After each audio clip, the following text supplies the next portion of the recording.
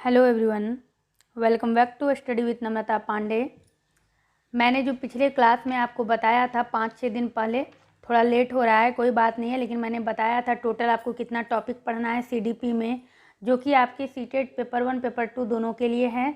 तो मैंने 2 बता दिया था आप लोगों को, डिटेल से बताया था, और उसका प्रैक्टिस सेट भी बताया था। प्रैक्टिस सेट में आपको एक प्रकार से ये सोचिए कि एक सूचना होती है कि किस प्रकार के प्रश्न पूछे जा रहे हैं या पूछे जाते हैं। तीसरा जो टॉपिक आपने पढ़ा था आनुवांशिकता एवं वातावरण का प्रभाव, इसको भी मैंने बोर्ड पर बताया था, और आप लोगों में से जो देख रहे हैं उनको तो पता है, जो नहीं देख रहे हैं वो जान लीजिए। हिंदी इंग्लिश दोनों को साथ लेकर बता रहे हैं, ताकि अगर हिंदी का कोई शब्द समझ में ना आए तो साइड में जो आपका इंग्लिश का ऑप्शन दिया रहता है आप उससे समझ सकते हैं, इंग्लिश के ऑप्शन से आप समझ सकते हैं। जैसे कि आनुवांशिकता एवं वातावरण का प्रभाव हुआ तो influence of heredity and environment, और उसमें मैंने जो कुछ भी बताया है जैसे कि बाल विकास के अवरोधक तो बैरियर्स ऑफ चाइल्ड डेवलपमेंट, या फिर आनुवांशिकता का स्वरूप तथा अवधारणा, तो उसमें मैंने बताया हुआ है आपको model and concept of heredity. तो ये सब मैंने डिटेल में बोर्ड पर बताया है, उस पर आधारित कुछ महत्वपूर्ण प्रश्न हैं। इस प्रश्न को अगर आप देख लेते हैं तो 2 चीज़ आपका इसमें क्लियर होगा। एक तो ये होगा कि किस किस साल किस तरह के प्रश्न पूछे गए हैं, दूसरा कि किस प्रकार के प्रश्न पूछे जाते हैं। तो इसमें पहला जो प्रश्न है, प्रकृति पोषण विवाद निम्नलिखित में से किससे संबंधित है। प्रकृति पोषण विवाद यानी प्रकृति पोषण विवाद किससे संबंधित है, तो इसमें है आनुवांशिक एवं वातावरण, व्यवहार एवं वातावरण, वातावरण एवं जीव विज्ञान, वातावरण एवं पालन पोषण। तो पालन पोषण नहीं, वातावरण तो है, लेकिन पालन पोषण जो प्रकृति पोषण होता है, यानी कि जो कुपोषित हो जाते हैं बच्चे या जिनका हिष्ट पुष्ट शरीर होता है, तो वातावरण तो एक कारक है ही। और ये वातावरण आप देखेंगे चारों में दिया हुआ है, इसमें भी दिया हुआ है, इसमें भी है, इसमें भी है, इसमें भी है, लेकिन प्रकृति पोषण विवाद के अंतर्गत आपका आनुवांशिकी एवं वातावरण ये दोनों आता है। तो महत्वपूर्ण आंसर आपका 1 है। दूसरे प्रश्न की तरफ बढ़ेंगे, निम्नलिखित में से कौन सा कथन सत्य है। तो इसमें क्या करना है, ये भी सीटेट 2014 में पूछा गया है, आप यहाँ देख रहे हैं, और ये भी सीटेट 2014 में पूछा गया है।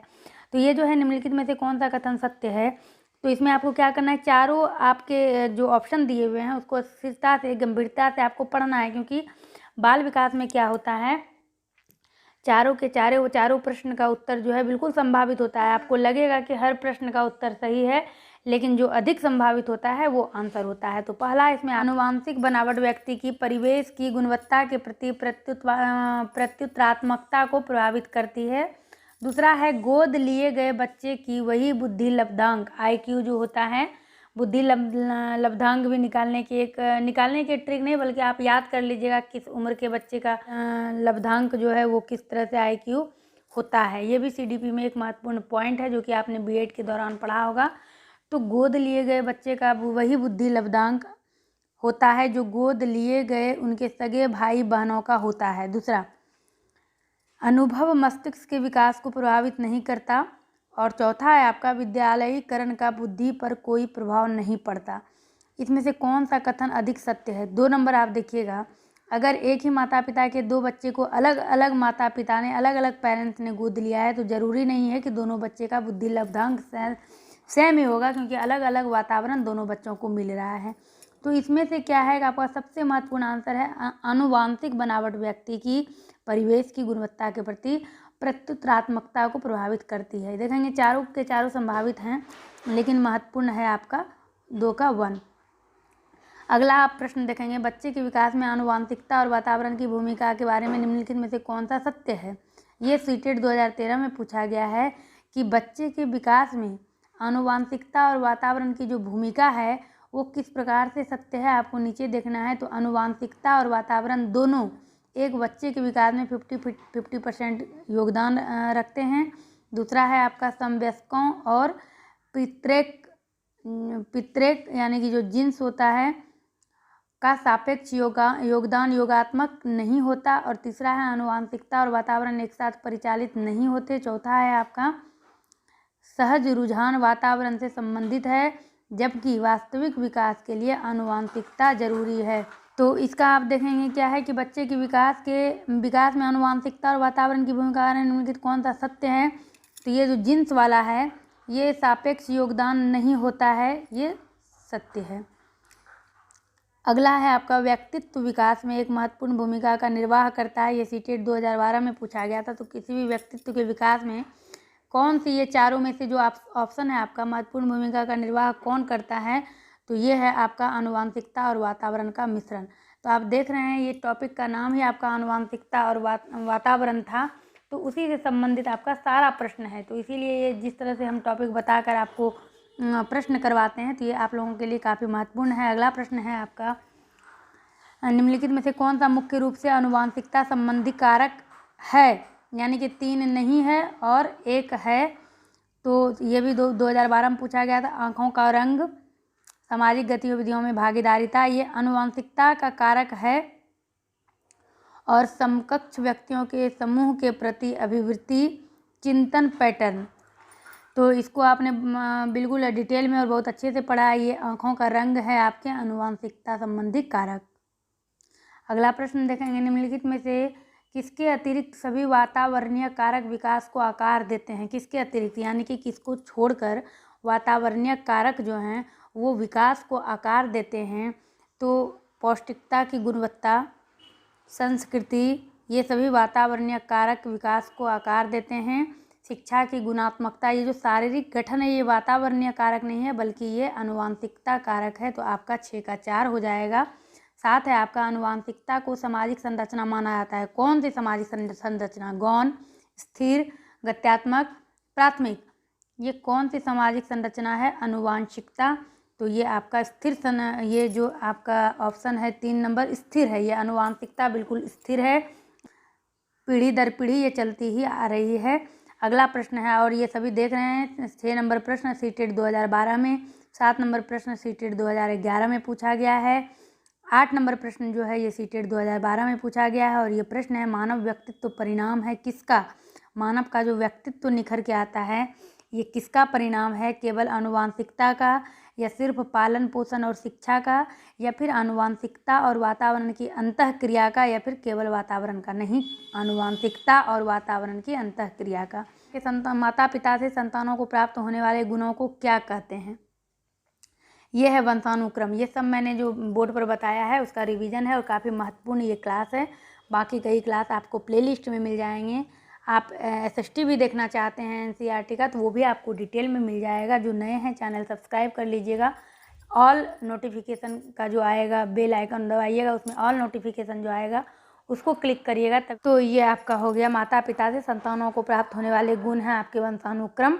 10 नंबर प्रश्न है आपका, निम्नलिखित में से कौन सा किसी बच्चे पर आनुवांशिकता का प्रभाव है? किसी भी बच्चे पर आनुवांशिकता का प्रभाव, विशिष्ट शारीरिक लक्षण, या विशिष्ट बुद्धि, या विशिष्ट चरित्र। तो आपने ये सारा चीज़ पढ़ा हुआ है। आनुवांशिकता का प्रभाव जब मैंने आपको बोर्ड पर बताया था तो उसमें इस सारे टॉपिक को मैंने बताया था। शारीरिक लक्षणों पर प्रभाव, या फिर दूसरे नंबर में आपको बताया था इफेक्ट ऑफ इंटेलिजेंस यानी बुद्धि पर प्रभाव, या फिर चरित्र पर प्रभाव। तो ये तीनों के तीनों, यानी कि इसका ऑप्शन हो जाएगा ये सभी। प्रश्न नंबर 11 देखिएगा, आपकी कक्षा का एक छात्र बुद्धि में बहुत श्रेष्ठ है लेकिन शरीर से काफ़ी कमज़ोर है। आप उसके पिता से मिलते हैं तथा देखते हैं कि उसके पिता भी बुद्धि से तो श्रेष्ठ हैं किंतु शरीर से काफ़ी कमज़ोर हैं। आपके अनुसार इसका क्या कारण हो सकता है? तो समझिएगा। पहला है आपका पौष्टिक भोजन का अभाव, दूसरा है आपका पिछले कई वर्षों की बीमारी, तीसरा है आनुवांशिकता का प्रभाव, और चौथा है इनमें से कोई नहीं। तो अगर पौष्टिक भोजन का अभाव होता तो वो बुद्धि से तेज नहीं होता, बुद्धि से श्रेष्ठ नहीं होता। तो ये है, चूँकि उसके शरीर को मैम ने जब देखा या कक्षा में आपने देखा, लेकिन जब उसके पिता को देखते हैं तो उसके पिता का भी उसी तरह का शरीर है, जिसका मतलब है ये आनुवांशिकता का प्रभाव है। अगला प्रश्न है प्रश्न नंबर 12, आनुवांशिकता तथा वातावरण परस्पर हैं? क्या है परस्पर? ये निर्भर है, पूरक है, सहयोगी है, ये आपको बताना है कि ये क्या है। तो इसका आंसर आपका हो जाएगा 12 का 4 हो जाएगा, ये सभी। 13 नंबर प्रश्न आप देखेंगे, आपकी कक्षा का एक छात्र कक्षा में रोज अनुशासनहीनता करता है। आप इस समस्या के समाधान हेतु निम्न में से क्या उपाय अपनाएंगे? उनके वंशानुक्रम तथा वातावरण का पता लगाकर उसका सही दिशा में मार्गदर्शन करेंगे कि कहीं उनके पूरे परिवार में अभी भी आजकल ऐसा चल रहा है, आजकल क्या ये चलते आ रहा है, फिल्मों में भी आप देखेंगे दबंगई जिसको कहते हैं, तो पहले उनके वंशानुक्रम और वातावरण का पता लगाएंगे कि क्या उनके घर में भी कोई इसी विचार का है या फिर उनका वातावरण ही ऐसा है कि कोई किसी की बात नहीं मानता। दूसरा है छात्र को रोज़ पीटेंगे जब तक कि वह कक्षा में अनुशासनहीनता करना नहीं छोड़ देता। ये किसी भी कीमत पर ये पीटना मारना गलत है, कहीं से भी ये सही नहीं है। स्कूल से उसका नाम काटने के लिए प्रधानाचार्य से कहेंगे। अगर सभी बिगड़े हुए अनुशासनहीन बच्चे का नाम काट ही देंगे तो फिर वो एक प्रकार से सुधारागृह होता है विद्यालय, तो ये भी आपका सही नहीं होगा। उसको इलाज के लिए किसी अच्छे मनोचिकित्सक के पास लेकर जाएंगे, उसमें कोई बीमारी नहीं है जो कि उसका इलाज किया जा सकता है, ये भी गलत है। ये जो है उसके वंशानुक्रम तथा वातावरण का पता लगाकर उसका सही दिशा में मार्गदर्शन करेंगे। 14 नंबर आपका प्रश्न है, बालक क्या है, उसकी क्षमता क्या है, उसका पर्याप्त विकास क्यों नहीं हो रहा है, आदि प्रश्नों के उत्तरदायी तत्व क्या हैं। बालक क्या है, उसकी क्षमता क्या है या फिर उसका पर्याप्त विकास क्यों नहीं हो रहा है, तो यही है आपका वंशानुक्रम और वातावरण, ये दोनों है, तो 2 हो जाएगा, ए एवं बी दोनों। 15 नंबर है आपका, आप दिल्ली के किसी केंद्रीय विद्यालय में शिक्षक हैं। आपकी कक्षा का एक छात्र अफजल हिमाचल प्रदेश का रहने वाला है तथा एक अन्य छात्र सुदीप केरल का मूल निवासी है। इन दोनों बातों को समझिएगा। हिमाचल प्रदेश जो कि मैंने बताया है आपको, और ये वातावरण का प्रभाव, वातावरण से जुड़ा हुआ प्रश्न है। हिमाचल प्रदेश जो कि ठंडा प्रदेश होता है, वहाँ के लोग गोरे होते हैं। केरल जो कि आपके इधर दक्षिणी ध्रुव में, दक्षिण भारत में पाए जाते हैं, गर्म प्रदेश होता है, तो वहाँ के लोगों का रंग थोड़ा कम होता है। तो इस दोनों जगहों के बच्चों का नाम दिया गया है और दोनों के रंग रूप स्वभाव में काफ़ी विभिन्नताएं हैं, क्योंकि मैंने ये भी बताया है जो गर्म जगह पे रहते हैं वो चिड़चिड़े मिजाज के हो जाते हैं, उनके स्वभाव में भी थोड़ा सा चिड़चिड़ापन होता है, और जो ठंडे प्रदेश के होते हैं वो सुंदर होते हैं, उनका स्वभाव भी काफ़ी निर्मल होता है। तो इसका प्रमुख कारण क्या हो सकता है, तो देखिए कितना इजी प्रश्न है। इस तरह के प्रश्न पूछेंगे और अगर आपने पीछे का क्लास देखा है तो आप इसका तीसरा, दूसरा, चौथा देखने का ही जरूरत नहीं, वातावरणीय प्रभाव यही हो जाएगा आपका। 16 नंबर है आपका, प्रत्येक छात्र स्वयं में विभिन्न है, इस तथ्य का प्रमुख कारण क्या है। यानी कि प्रत्येक छात्र स्वयं में विभिन्न है, एक छात्र दूसरे छात्र की तरह नहीं है, बिल्कुल अलग है। तो इसका प्रमुख कारण क्या है, भौतिक वातावरण, बिल्कुल हाँ। सामाजिक वातावरण ये भी, वंशानुक्रम ये भी, यानी कि ये सभी। 17 नंबर प्रश्न है, आज बाल अपराध की घटनाएं बढ़ती जा रही है जिसके कारण बस शिक्षण प्रणाली में जटिलताएं आ रही है। आपके अनुसार इसका प्रमुख कारण क्या है। दूषित वंशानुक्रम, दूषित सामाजिक वातावरण या फिर दूषित परिवेश। तो बाल अपराध की घटनाएं तभी बढ़ेगी जब बच्चे शिक्षित नहीं हो पाएंगे। इसका क्या क्या कारण हो सकता है, तो इसका ये सभी कारण है। वंश भी है, सामाजिक वातावरण का किस प्रकार का है वो भी है, और उसका परिवेश किस प्रकार का है वो भी है। बच्चे का जो अपराध, बच्चा जो अपराधी बनते जा रहा है, तो इन सभी को मिलाकर आप ये कह सकते हैं कि ये सभी इसका आंसर हो गया ए बी सी दोनों। 18 नंबर प्रश्न देखेंगे, बच्चे की आनुवंशिकता द्वारा निर्धारित सीमाओं के भीतर सर्वोत्तम संभावित विकास के लिए एक शिक्षक को क्या करना चाहिए। और इसमें आपका ऑप्शन है, उसे बालक के परिवेश में सुधार करना चाहिए, उसे बालक को अधिक से अधिक पुस्तक पढ़ने की सलाह देनी चाहिए। तीसरे नंबर पर जो ऑप्शन है कि अधिक खेल कूद में भाग लेने की सलाह देनी चाहिए। चौथा है, उसे विकास के लिए प्रेरित करना चाहिए। इसका आंसर आपका है, उसे बालक के परिवेश में सुधार करना चाहिए, क्योंकि बच्चे की आनुवंशिकता द्वारा जो निर्धारित सीमाओं के भीतर सर्वोत्तम संभावित विकास है उसके लिए शिक्षक को करना है कि सीमा भी निर्धारित हो और जो सबसे अच्छा यानी कि सबसे अधिक विकास हो, इसके लिए बालक के परिवेश में सुधार करना चाहिए। बालक किस परिवेश में रह रहा है उसको मद्देनजर रखते हुए शिक्षक को उसमें सुधार करना चाहिए। अगला प्रश्न है, निम्नलिखित में से किस प्रकार के विकास पर आनुवंशिकता एवं वातावरण का प्रभाव पड़ता है। किस प्रकार के विकास पर। आपने विकास के सभी प्रकार को पढ़ लिया है, सामाजिक विकास, मानसिक विकास, संवेगात्मक विकास और शारीरिक विकास।